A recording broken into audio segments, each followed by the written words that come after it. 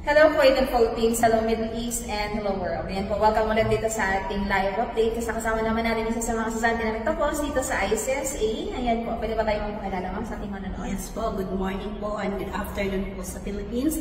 I'm Janice Portabis po from Malaybalay, Bukidnon. Ayun, ilang taon na tayo dito sa Kuwait? For almost 10 years na po. Tagal na.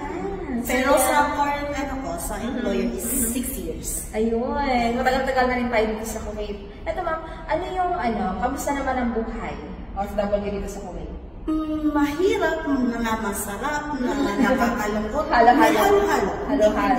Hindi mo ma-explain. Yun din. Kasi mga normal din naman na mga experiences or feelings as an OFW, yan merong mga saya na moment kasi nga nakaka-provide tayo sa family. At the same time, meron din mga emotional moment din. Kasi syempre, yung mga family natin isa na sa Pilipinas. So ayan, paano mo to siya nahanap si ICSA?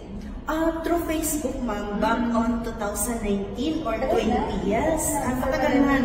Nagsisend na sa akin ng message si ICSA to motivate me na para pumasok na. Nag-inquire ka na dati? Yes, I inquired. But that time, I'm planning to take base BA. But then, because I'm undergrad of base BA. Then, pandemic can.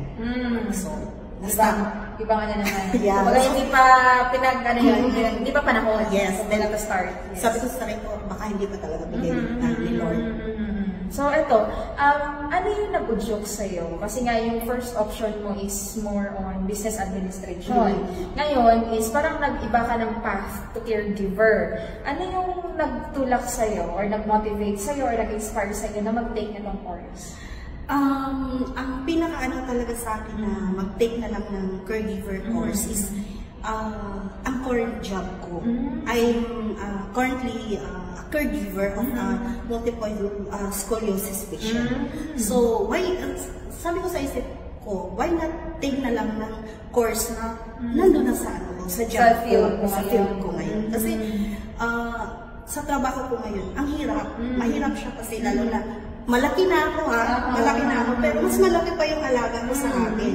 So I said, I tell to myself na, sige, bakit pupunta ka pa sa ibang na nandun ka na sa field na mo. And then at the same time, on demand siya. So I said, okay, ito na lang ako. Kumbaga yan talaga yung kasi yun nga, sinasabi nila is, si Lord, kapag ito yung plano mo, tapos hindi siya akma sa plano niya, kanya talaga na ito yung maganda para sa iyo. So yun. So ito, kamusta naman ang first day sa klase? Nakakakaba na, parang excited. Kumbaga parang kasi new routine siya. Trabaho lang, bahay, tapos yun. Tapos na-insert tong pag-aaral. So, mixed emotions. Ano yung, naalala mo pa? Ano yung first day experience mo? First day experience ko, sabi ko, may magiging kasundo kaya ako sa school. Okay kaya yung namin, yung instructor namin. Tapos, pagpasok ko dito sa sabi ko, okay. The staff are accommodating. Kasi kayo, good morning. Mga masasaya yung mukha na okay. It's positive vibes. Yung so, baga naging komportable. Komportable na. Kasi iba yung feeling, no? Kasi as, balik ka sa pagiging estudyante. Kung magaan yung mixed emotion and parang anxiety. Kaya ba to? Marami ganang feeling. Sabihin mo sa sarili mo, parang, pwede pa ba ako? Kaya. Pero yung sinasabi nila, yung pag-aaral is, walang age limit. Actually, it's for everyone. So, nakadepende sa atin kung gusto pa natin mag-aral, improve ourselves din. So, ayun, dito sa klase, yun nga, sa always na routine natin, trabaho, bahay, paano mo siya pinag-isasabay? Lalo na natapos mo itong caregiver practical training course natin. Ano yung naging strategy mo or technique mo na pinagsabay at natapos mo itong course? Ano lang talaga, time management. That's the biggest factor talaga na gagawin mo to achieve your goals. Kung may goals ka talaga, you manage your time. Kasi everything follows na eh. Kasi sasabihin nila, kasi gagawin mo ito, gagawin mo yan. Hindi. Time talaga. Time management talaga. Kung para sa akin ang pinaka-importante. At ang motivation mo sa sarili mo na kung may goal ka, how will you achieve that goal kung wala kang motivation sa sarili mo? Yun talaga yung nag-ano sa akin. Ginalawa talaga. Kailangan sabay yun. Yeah, time management at motivation. Yes. Kasi kahit anong manage mo ng time mo, kung hindi ka sinisimulan yung sa sarili mo na ito kayong dapat kong gawin. Ito dapat kailangan kong ganito. Kasi kung wala kang motivation ng sarili mo, wala. Wala kang goal. Minsan na titigil ka kasi nga, tinatamad ka naman. Yes. So yun, parang tamad ka na pumasok. So kailangan, you motivate yourself din. And then, kung meron ka bang nakaset na goal na itong gagawin ko. Yeah, yes ma'am. Kasi if you change your mind, you change your life. Yan yung motto ko sa sarili ko. Kung you will stay in one place, you will stay in one place. But if you change you broaden your mind and you change your mind, you will change your life. So, kailangan talaga is reset mo talaga yung mindset mo na ito yung gusto ko. Kahit ano pang mangyari niyan, kailangan mo ma-address lang yun. So, yun. Dito sa klase, ano yung pinaka nagtatak sa'yo na lesson? Which is, bibigay talaga ng lesson sa'yo, personally, professionally, na nakatatak sa'yo? All of it naman po, ma'am, na nag-ano talaga sa akin, naka-help sa akin, lalo na sa, tulad nga sabi ko, core job ko is caregiver, so malaking tulong talaga siya. And at the same time, ang pinakatumatak talaga sa akin, yung palaging sinasabi ni Sir sa akin, every time na before siya mag-discuss sa amin na, don't stress, ano lang yung outlook niyo sa buhay na kung may goal kayo, ipagpatuloy ko yan. So yun, paunti-unti. Yeah, so kailangan, step by step. don't pressure yourself na dapat doon ako kaagad. So kailangan little by little is may natutunan tayo and then focus sa lessons. Yun talaga isa sa mga inaano ng instructor natin kasi nga, he knows. Yung stress na sa trabaho, stress sa personal life, stressan niyo pa ba kayo sa pag-aaral? Yeah. So yun, kailangan kailangan cool lang. Step by step, pupunta tayo doon sa end of the lesson. Kumbaga, unti-unti. Yes. As long as you came here, you showed up here sa pag-aaral, it means nandun ka pa rin sa track mo. Na ito, kailangan ko matapos to, I'm on my track, na kailangan ko improve yung sarili ko. Yes. So, ayun. So, ito, sa mga kaklase mo, kamusta naman? Ano yung message mo sa kanila, lalo na sa mga natira pa nating estudyante ngayon, na patuloy pa rin tumalaban and upgrade ng skills and then to pursue their dreams din. Sa mga current kaklase ko, patuloy nyo lang kung ano yung nasimulan nyo, patuloy nyo lang kasi it means na may inaano kayo sa buhay nyo na mag-improve pa. And at the same time, walang masama na mangarap. Walang masama na i-improve natin yung self natin. Kasi para din naman sa sarili natin yun. Nobody owns it. It's for ourselves. Kasi ngayon sabi nila na, sino tutulong sa atin? Kundi ang sarili natin. No one. Kundi kung ano yung gusto natin, hindi pwedeng gawin ni Juan. Yes. Pedro, kundi tayo talaga. Kasi we are responsible of whatever we want in life. Yun. So, yan. Kamusta ano yung message mo naman sa instructor natin?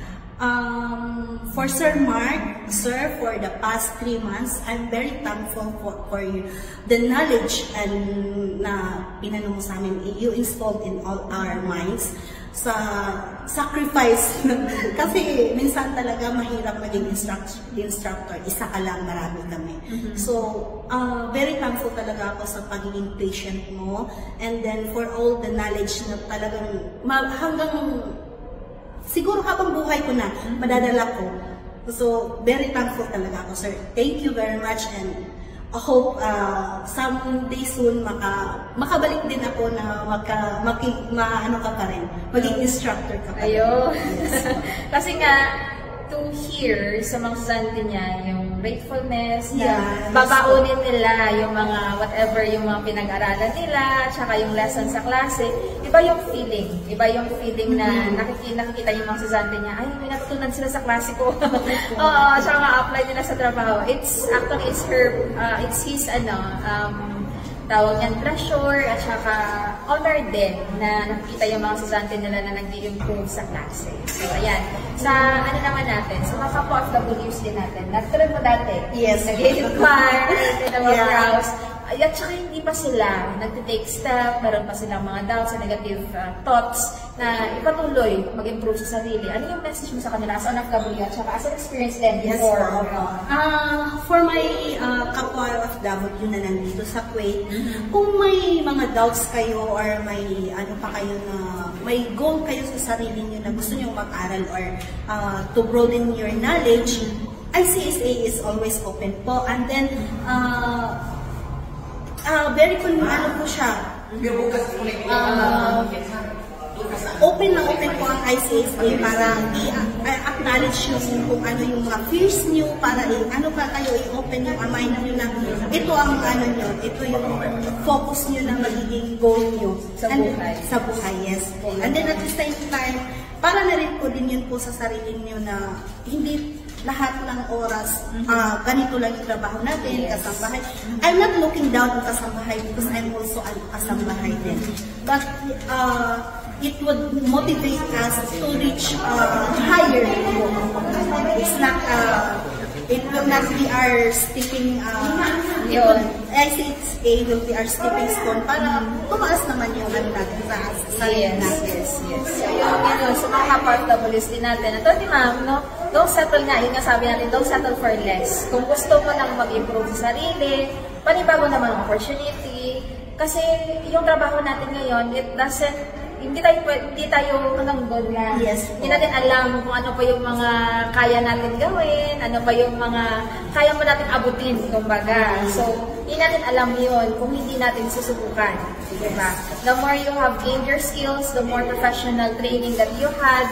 So, ito yung magiging, kumbaga, elements na maabot naman yung mga panibagong target, panibagong challenges. So, nasa sa atin talaga. So, start as soon as possible. Na time is gold nga sabi nila. Time is gold. So, yun, kung gusto natin ng mass improvement, so yun, kailangan lang natin na mag-upgrade ng sarili. So, yun po, maraming salamat po. Thank you po. And God bless sa sunod na mga target natin. Kasi si Ma'am is currently taking na ng next level diploma sa health and social care. So, yun po, maraming salamat. And see you more sa ating live update. Pwede kayo mag-message sa comment box below natin. Pwede kayo mag-message sa ating WhatsApp number, +965 930 And see you more sa ating more kwentuhan and live update dito sa ICSA. Maraming salamat and God bless everyone.